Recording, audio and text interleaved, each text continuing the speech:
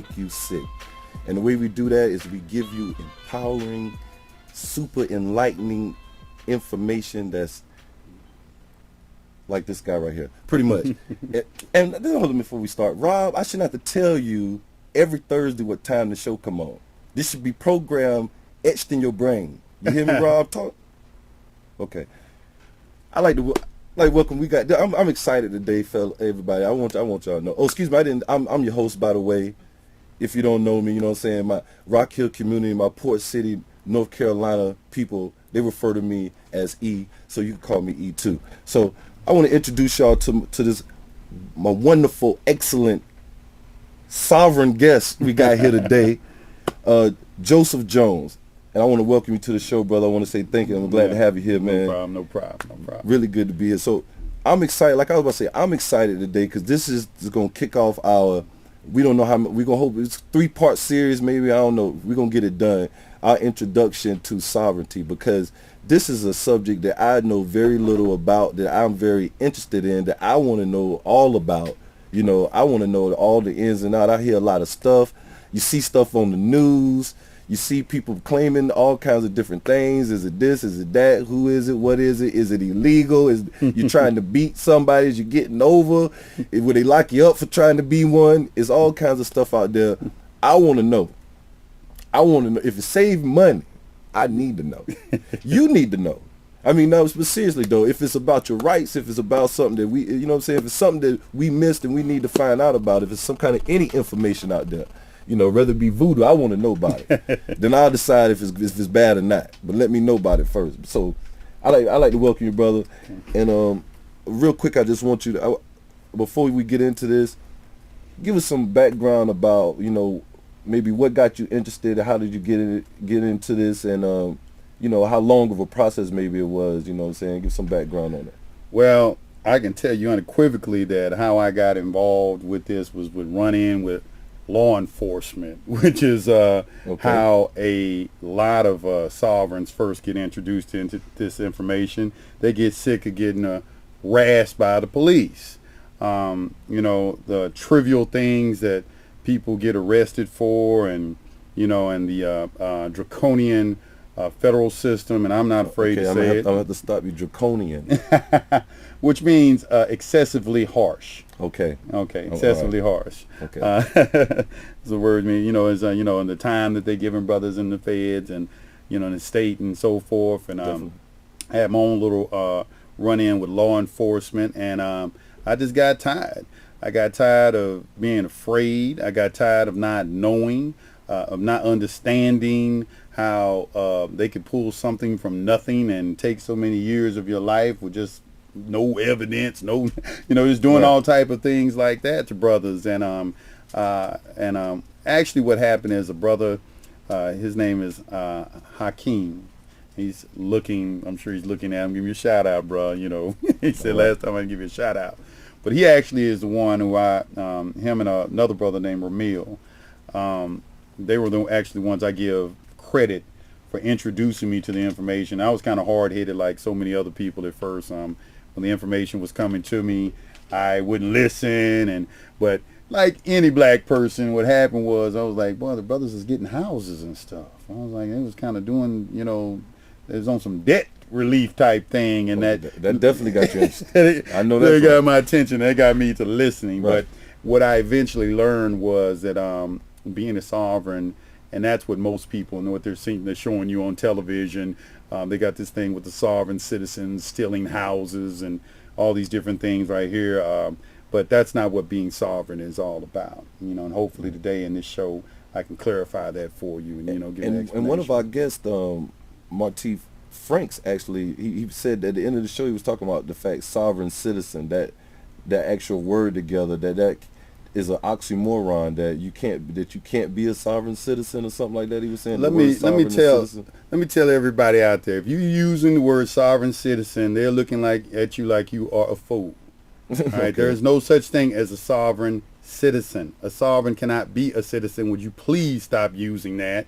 Because as soon as a person uses that word, they automatically know that you are an individual that doesn't understand what it means to be sovereign and don't know what you're talking about.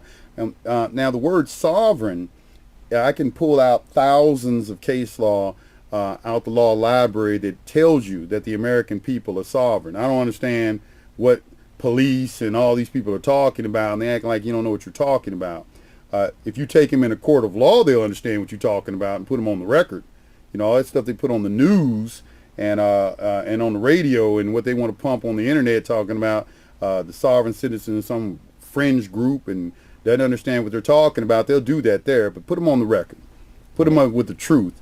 And the truth is that this country was established by sovereigns, and each one of you out there are sovereign. It's not, you're already a sovereign. And what is actually a sovereign? When you use the word sovereign, what are you saying by saying that? You saying I am a sovereign. What does that mean? Well, when you're saying that you're a sovereign, you're saying that you're self-governing. Now, they what you're going to see on the media is what they like to pump that, well, the sovereign citizens don't believe they need to follow the law. They think they're above the law. Well, no. And any sovereign understands they're talking about each and everything in the universe is subject to some kind of law. And what you're going to find is when you study law, there are different spheres of law. There's natural law. There's positive law, which is man-made law. And in man-made law, you have different spheres of law. You have constitutional law. You got criminal law, administrative law on the public side. And then on the private side, you got contract law, property law, status law, tort law. You got different types of law and different types of spheres of law. So when a sovereign is saying he's self-governing or he's under the common law, what he's saying is that he's under the creator of the boundless universe. That's who he is regulated by. Natural law, the laws that govern all the universe. He who serves on the higher rules on the lower. So by me obeying natural law and becoming in harmony, that's just another way with that, which means that I'm not hurting anybody or their property. I'm not hurting you. If I'm not bothering you, then what law am I breaking? If I'm not infringing on your freedom, if you want to walk down the street and smoke a blunt, who are you bothering? You're not bothering anybody. If I want to pollute my body, that's my business. There's not another man, woman, or anybody who has a right to tell you what to do with your God-given body. Now, what has happened is you got some individuals out here who have twisted minds that think they own people. And in thinking that they own you, they think they have a right to tell you what to do with your body because they're looking at you as your property. And that's what the sovereign movement is all about, is basically telling another group of people out there that you don't own me, you don't have any rights over me, and go to hell. You know, and just basically like that. And that's what it is, and we're prepared to prove that. Everything that you do on this planet is voluntary. All right? People are voluntarily giving themselves to other individuals to rule over them. And so sovereignty, I don't want to get all point and everything, but sovereignty is basically about you understanding that a man who governs himself does not need to be governed by anybody. And in governing yourself means I'm not going to infringe on somebody's right to life, liberty, and the pursuit of happiness. I'm not going to infringe that in any kind of way. Isn't it recognizing who you are, to so to speak, like what you were saying is that you the boundless maker of the universe, which you're saying that's who you or you know, God, as some other person would call it. So it's almost like saying, you know, the Constitution can't give you the right to speak. You were born with that gift to be able to speak. That's your God bestowed that gift, I guess you could say, if you use that term. You know what I'm saying? I guess that's what you were saying.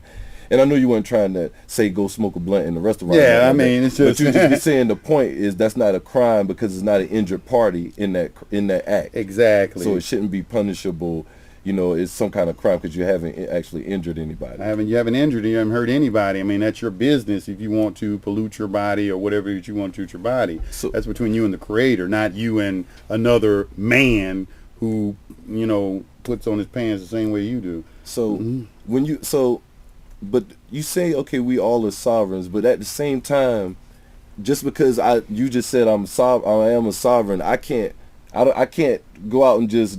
What does that mean? What am I going to do now that you said I'm sovereign? It don't work like that, do it? Well, I can't just go to court and say I'm sovereign, dog. No, because here's what it is. Once you start getting into this, you're gonna find out that this is a very spiritual thing. the courts, not religious, not religious, spiritual. The history of our, that's why history is so important. The history of our court system goes back to the ecclesiastical courts in England, which is essentially the church. And everything is based off of, in this country, Christianity.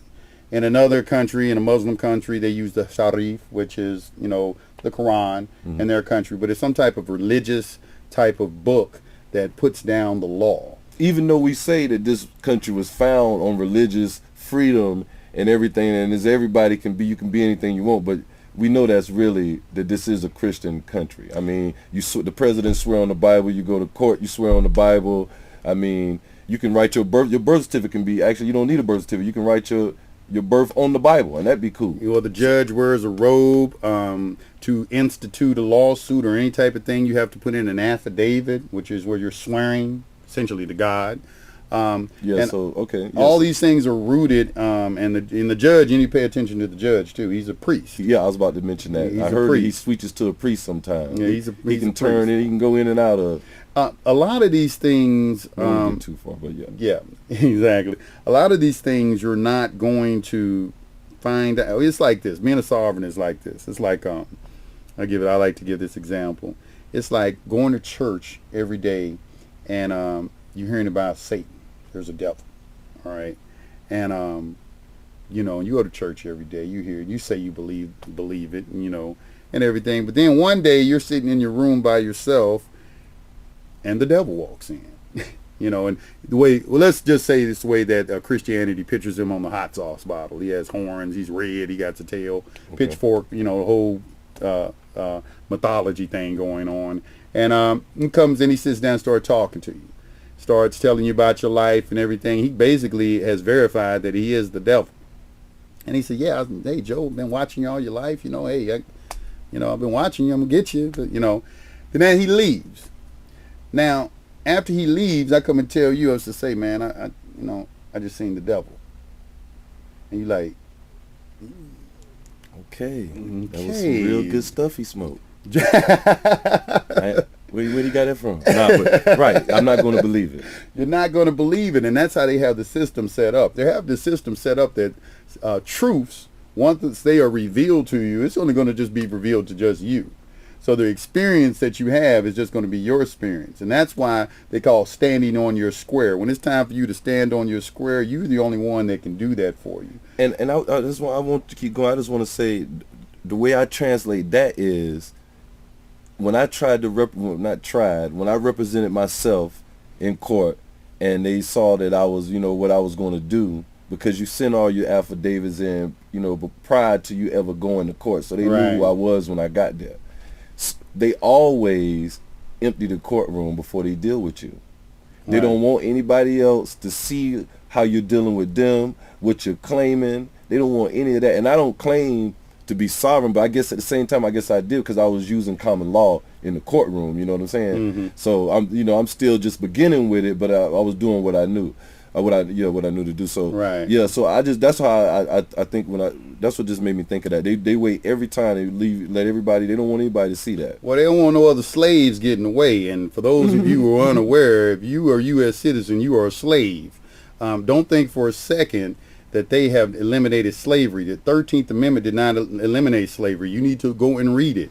It says slavery shall not be used unless you are convicted of a crime, duly been convicted. All right, so what are they telling you right there in the Constitution? And then also when you read Black's Law Dictionary and look at the explanation, look up the word slave in Black's Law Dictionary, it tells you that the Founding Fathers agreed to not just use the word slave anymore. The Constitution protects the institution of slavery. Read it. It's right there in your Black's Law. Get your 8th or 9th edition Black's Law Dictionary. It's right there for you to see. So slavery is not gone. It's just changed form. It's a mental type of slavery that they got going on. And back to the courtroom and what you're saying about them emptying out the courtroom, yeah, of course, they're going to do that. They're going to empty out your courtroom. And all you sovereigns out there with license plates, filing 15,000 stacks of paper, and you think, you're going to file some paper and become a sovereign. I mean, that's okay, because you got to give notices. You do have to put people on notice. Right. But do you not think for a second these people can pull you up on a computer, look in right here in the records and see this person has never been before a judge in his life.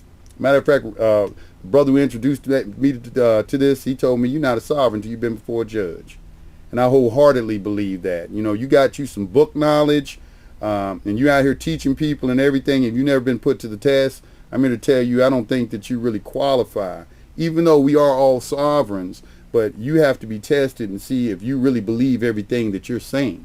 And it's just, you know, I have to agree with. The reason I have to agree with that, and I'm still, like I said, I'm just getting into it, is because when you stand in front of that judge, he's going to do things that has nothing to do with the law to you, to intimidate you, and see if you really believe, like you said, if you really believe what you're saying.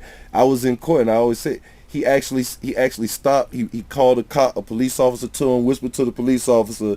The police officer went and got another officer, and they just stood beside me, right beside me while I was there talking to him. He just started talking to me, just started saying, "Look, I'm getting impatient with you, and I'm tired of so and so and so." And the cops was right beside me, like they was about ready to grab my shoulder. You know what I'm saying? I'm like this. You know what I'm saying? And he was trying to shake me up. You know what I'm saying? And it worked. The first time he did it, it worked. I was like, all right, whatever you want me to do. I don't want them to grab me because I know what happened when they put their hands on me. So, you know what I'm saying? All that stuff. But if you really stand there the next time, if you stand there in honor, you know, you believe what you know, and you know what you believe. Look, hey, you know what I'm saying? Well, I need to know what's going on. I'm just trying to ascertain the facts. You know what I'm saying? Hey, you know, you can't be afraid. You know what I'm saying? You can't be standing in fear. So I just wanted to add to that. You know what I'm saying? What I would do in a situation like that, I throw it back in their face. And you always make sure, when you come in the courtroom, you always want to make sure you're on the record. The record, this is where it gets spiritual too. Because I don't know, maybe some of y'all out there, maybe I see you got the obelisk and different things. Some of my brothers out there, I know about the Akasha records.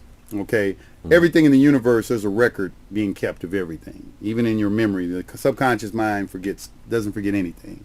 So there's a correspondence on coming down from the spiritual plane into the physical plane, from the mental, the spiritual down into the physical. And this correspondence, they will see them do things, because these guys who are in these courtrooms, they're Masons, they're Illuminatis, I don't know what you think they're going into these lodges for, and you think they're just having beers or something, but these guys understand natural law. Let's just put it like that. So you make sure you're on the record. And in being on the record, things change when on the record. If a situation like that occurred to me, I'd say, excuse me, Judge, why is there such a show of force? I'm here in peace. Why are these police officers standing around me? For the record, could you please answer that for me? Mm-hmm. And for the record, I'm not understanding. I feel very uncomfortable, and I'm not able to properly defend myself when you have two police officers standing right next to me, and it seems like they're going to arrest me any minute right now. Could you just be explain for the record why you're doing this? Especially when I was coerced to this location anyway. Yeah. Right, that's right. That's exactly what I should have said. You put everything on the record what they're doing. And it's a game anyway, so you throw the ball back in there. Throw the ball back at him. Let him explain it. Let him testify. Okay, why are you doing this? Things will dramatically change. I'm sure you already know when you're in court, you ask questions. Right. You ask questions. So definitely. So, okay, so, all right, a sovereign, you basically saying, look, I don't need nobody to babysit me. I'm on my own. You know what I'm saying? I'm following the laws of the universe. I'm not hurting nobody. You know what I'm saying?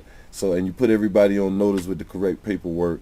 So, let me ask you this. So, what are the benefits by me saying that I'm sovereign? And of course, this is only the intro, folks. We're going to get into actual things that you need, the step by step, some of the stuff you need to do. But what are the benefits? Folks want to know, you're paying your taxes. I hear all kinds of rumors.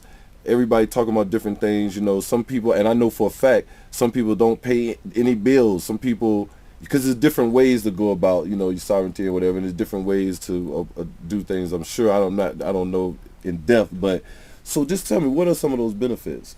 Well, some of the benefits is that when you're in your sovereign capacity, you have a right to discharge debt. I'm sure you probably heard that there is no money. Well, there isn't any money. All right, there's no money. And people say, what are you talking about, Jim? I mean, ain't no money, man. I got to pay my bills. I got to go get some food. What you talking about? They try to make jokes about it, and they're really understanding what you're saying, because under the Constitution, on Article 1, Section 10, the only thing that constitutes money is gold or silver. That's money. Okay? Now, they do have representations of money, such as scrip, paper, and different things that could be redeemable in those forms of money, and they're good also. But what has happened in this country in 1933, they eliminated all of that. So Franklin Delano Roosevelt eliminated the gold standard, so it couldn't be any more runs on the bank, and it introduced a new system where now we have debt currency. The only thing that's in circulation right now that can be used as money, for lack of a better term, is promissory notes. I mean, you can pull out your $100 bill and 50 and 20 and 10 and look at it. It says Federal Reserve note. It's a promissory note. Got a signature on it. It's a promissory note. It's an IOU. Wake up. All right. The Federal Reserve is not a government entity. It's a private bank. Right. All right. It's a central bank here operating. Got everybody in slavery. When they tell you $13 trillion in debt, everybody's a debtor. When you look in the Bible, which I told you goes back to the spiritual thing, if you're looked at as a debtor, you are a slave. You're property. So you have to understand the difference between public and private. On the public side, which is the fiction, people already don't understand. I'm not going to get into all of that. Let's slowly walk. We'll walk slow. I'm a beginner too, so you gotta go slow so I can understand. So let's go. There isn't any money, y'all. Okay. However, all right, we have this script that's being used. All right. What creates a promissory note is a signature. Okay, a guarantor. The only person that can guarantee something is something that has some type of value. And the reason you have value is because you are a real living person that works and moves and can do things. No one knows how much each individual is worth. You out there, you may be the next millionaire. You might create some invention or something like that. That cars run off water, or make some invention where you can take people to the moon. I don't know. But that next thing is out there. So nobody knows how much you're worth. So when you put your guarantee on something as future payment, no one knows what you're worth in the future or anything like that. That's a future event. So it has value, though, because a real person signed it. The only thing that has worth anything in our society now is people. And what's evidencing that are your birth certificates. There's in the register of deeds. That's where they kept that. Exactly. That's where the property is kept at. The register of deeds. That's where your birth certificate is at. If you look at the bottom of your birth certificate. And I meant the brain mine. Right. You'll see the word American Banknote Company. Okay, now what is American Banknote Company creating birth certificates for? Negotiable documents of title. It's kind of, you know what the government is doing to you? They're doing the same thing when you go to the pawn shop. You get your title, your certificate of title, and you need some money. You're broke. So you go to the pawn shop, at the title pawn, and you take your title in there and say, yo, I need some money. And the man gives you $500, and you get to keep the car.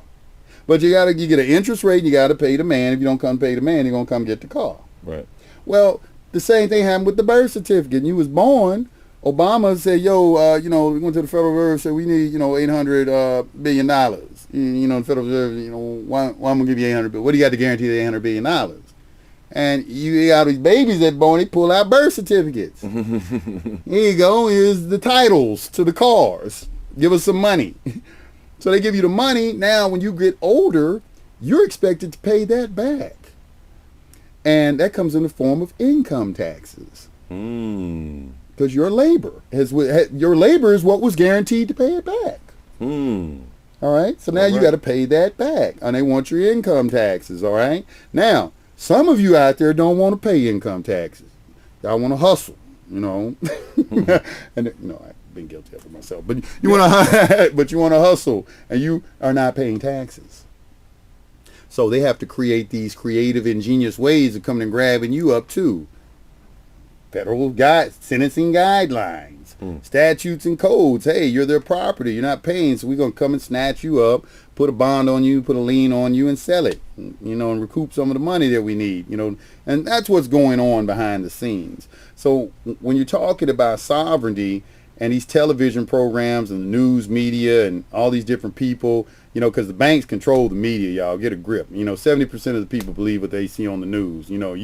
If you just believe that, you just lost.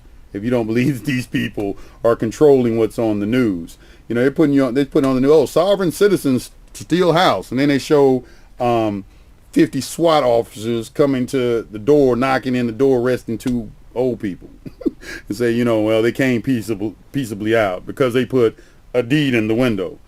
Those people they arrested for those sovereign citizens, they need to go back right now and sue each one of those police agencies, because right now it's being revealed that don't nobody know who owns what property in America. And if any of you are out there who got arrested, that's what you need to be doing right now. You need to make those banks. If they want to take your freedom because saying that you stole a house, you need to go right now and make them prove, hey, you show me how this bank owns the property. 'Cause right now, don't nobody own nothing in America. And that's what they putting on. They want to put it on TV. Right. But I deal with it every day. Right.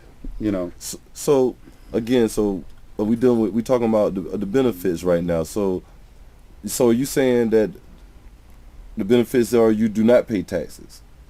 Well, it's like this, no, I don't voluntarily file taxes because when you look in the IRS code, it's a voluntary activity to file taxes. Now you talking about what kind of taxes you talking about? I go to the gas station, I got to pay taxes. Right. I go to the grocery store, I got to pay taxes. Property you got to live. tax. The Federal Reserve owns this entire system that we're in. There isn't any money, so you got a right to discharge the debt. All right. What are you going to pay with? When you say pay taxes, what you mean? House Joint Resolution 192 of June 5th, 1933, Public Law 73-10, as well as United States Code 31511AD2, makes it illegal for them to force you to pay in any particular form of cash or currency. So in your sovereign capacity, if you know what you're doing, you can tender payment in another form. A promissory note is money, okay, y'all? Just say, So let's stop right there. That's when you say your sovereign capacity, what you're saying is when you know these things. Exactly. That's basically what you say, your sovereign capacity. Because if you know, then you can operate and do these things, but you need to know. No, it's not know, it's be. Right, okay, well, yeah, exactly. Sovereign, you got a lot of people out there who know things, but you have to be. And they can see Definitely. that in you, all right? They can see you you walking the walk, talking the talk. When you just see me, know me, you already know what I'm about. You're not. It's when you go into a courtroom, the judge knows what you're about.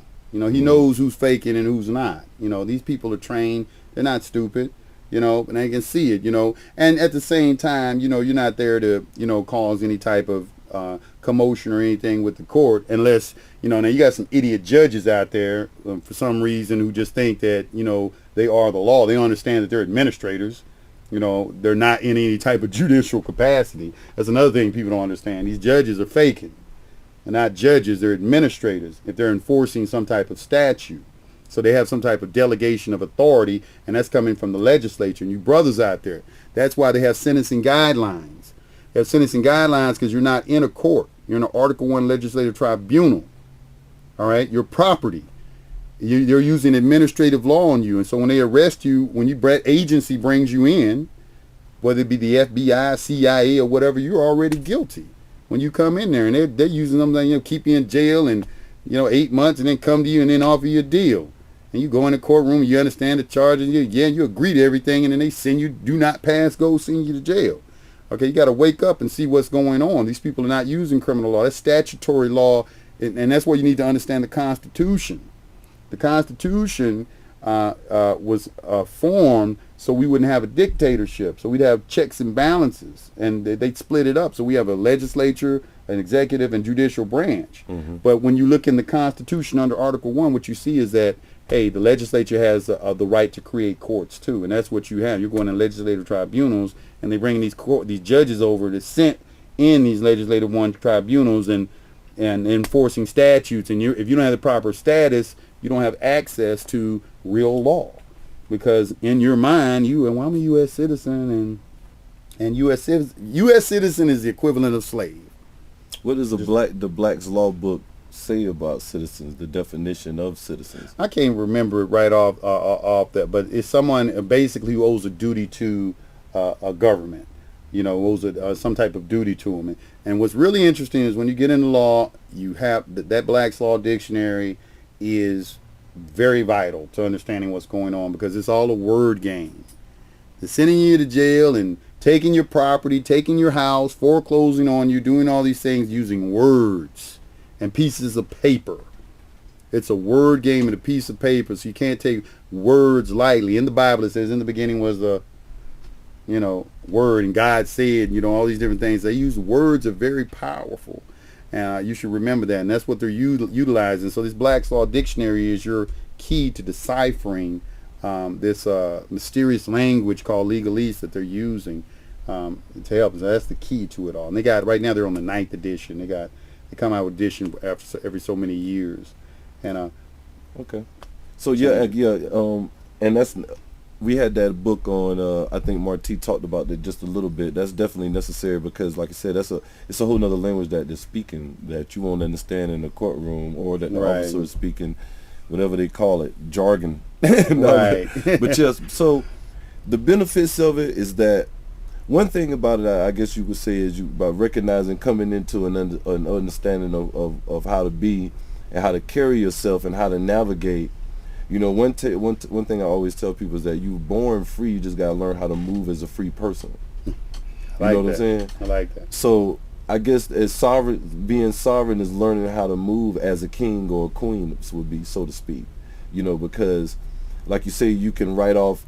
I know people, and we're gonna try to have Asia. Is that you? I think that's her right there, logged on. Yes, she is present. We're gonna try to have her on the show because I know what she does is specialize in Hey, they got some questions right there. Yeah, she you can answer I like that if you that. like. That's I think that's Who's V that? right there. That's, He said, "How does God-given sovereignty hold up in court?" I love that question. God-given sovereignty. let's how does answer it hold that. up We in got a court? few minutes. Let's answer that real quick. How does God-given sovereignty hold up in court? Well, it's basically knowing who you are. You have to stand on your square. It basically, how it holds up in court is you got to understand what's going on in court. You got to understand what kind of court you're in. A lot of people, I'll take the Moors for example. I know some of them may be watching. I'm a Moor myself, and but I don't exercise that in the courtroom. You're in a commercial court, and understanding you got to understand the rules. There's 4 rules to the game. The first rule of the game is there is no money. All right, these are principles. All right. The second principle that you have to understand is that the difference between public and private. The third you have to understand is stay in honor at all costs. And the fourth is do not participate in public plays. And this comes into jurisdictional issues. All right.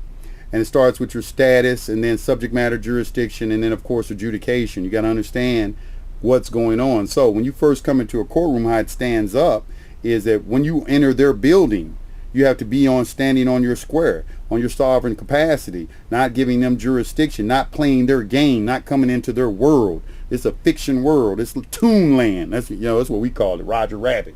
You ever see Roger Rabbit? You got the toons and you got the real people. Okay, well, the Toon Land, everything in there is Toon Land. So you can go in there and start, going with the tunes, or you don't have to be a part of it. So and standing up, how your God-given rights affect you when you're in court is that you have to maintain integrity. What I mean integrity means is don't break. Let me see if this is an example of what you said about going in and playing the game. The difference would be arguing the procedure versus the case.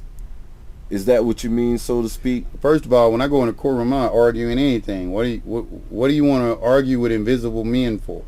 Okay. I'm not here to participate, but I'm clarifying on the record. First of all, when I come in, the first thing you want to do is you want to understand that this is you want to let them know your status or how you're coming in. So the first thing I'm letting them know is, are we on the record first? That's my first thing. Are we on the record? You should have a court reporter there. Bring your own. I would advise that. Don't use theirs. But if you got to, bring your own. They're about $42 an hour. You probably won't be there nothing but 15 minutes. They do prorate it. So, you end up spending about $15, $20 for the court reporter. Get your court reporter.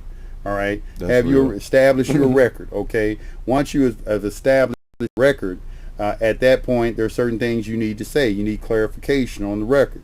You can say, I'm the holder in due course because this is your property. The all caps letter name is a trust. It is an estate. All right. And they're probating the estate. When you look in Black's Law Dictionary, a person who is convicted of a crime is called civilly dead. And if you look under the word death in Black's Law Dictionary, you will find the word civil death. And they look at it literally as death. All right. So once you're dead, they start probating your estate. It's an estate. It's property. If you look at OCGA 1711.1, I'm dropping a jewel for you, all y'all out there. That's under the criminal title. What they do is when Hold up. You said if you look at what? OCGA 1711.1. What is OCGA 17? Where is that at? That's the corporate code. It stands for Official Code of Georgia Annotated. Okay, this is the law, what they call the law here in Georgia, which is really corporate rules and regulations. That's why it's called code. All right, but under that particular code, what it will tell you in there is when you're convicted of a crime, the judge may put a lien on you. Now, when you look under the explanation of that, the word may is interpreted as must. They do not have any discretion. You probably have to go to a law library and find this out. Now, you are charged from everything from the food you eat there to every day that you're in there. And they put what's called a fee a fieri facias on you, okay, which is a lien, which it wants to execute against the property. Now, you need to understand what the word property means. We're not talking about real estate. There are different types of property.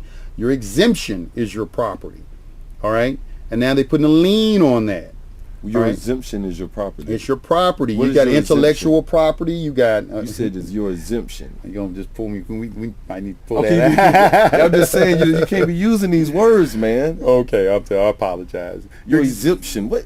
Your exemption, you are exempt from having to pay for anything because the federal government took money out. They took the money. So under contract law, there has to be offer, acceptance, and consideration. All right. So the government has to give you some type of consideration for taking all the money out of circulation. And that consideration is the fact that you're not supposed to have to pay for anything. All right. And that comes in the form of an exemption. The Constitution is a trust. All right. It's a trust. All right. But what's a trust? Let's stop right there. What is the we don't have time. We'll get into that next time. It's time to wrap up, boss man.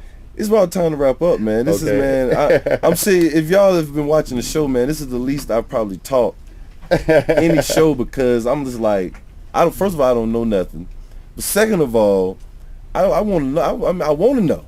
I mean, this is what I'm waiting for. This is interesting stuff right here. I know we kind of jumped around a little bit. We're gonna mail it out, but this is just, like I said, the first. Are you gonna be back next Thursday on the record? On the record. I'll be back next Thursday. Okay, so on the record, he will be back next Thursday. Hopefully, we can have Asia, if she can come back. I'm not come back, but if she can actually get her on the phone, we can get her on the phone and maybe go through some of the things that she's doing for people. She actually gets people unplugged and out of the system and everything, and get real debt relief. Setting up trust for people and stuff like that. I know you know about that. And we're gonna go into all that, man. We're going to talk more about this, about how to actually get into it, some of the actual paperwork. We're going to go through some scenarios, some court scenarios, and show how being sovereign changes the situation versus just going in and handle the court system regularly. We're going to try simple stuff like a traffic ticket. Right. And we're going to go through those scenarios so you can see the difference from somebody just saying, hey, how do you plead? Or, and all that. Everything from raising your hand, recognizing that name that they call out in court. We're going to go through that whole procedure, so hopefully it won't take too long. I want to thank you, and I want to encourage more people to chat with us, man, and ask us some of those questions. We're going to try. Usually I have William Grady in here to read my chats, but for some reason, I don't know, he didn't. Remember, I'm putting him on blast on live TV again. I told him that. I want to thank everybody for coming out. Please join us again next Thursday, same time, same place. We will be doing this again. I want to say peace to everybody. Y'all have a good night. Come back and check us out. Doses. Hey. Don't get up yet.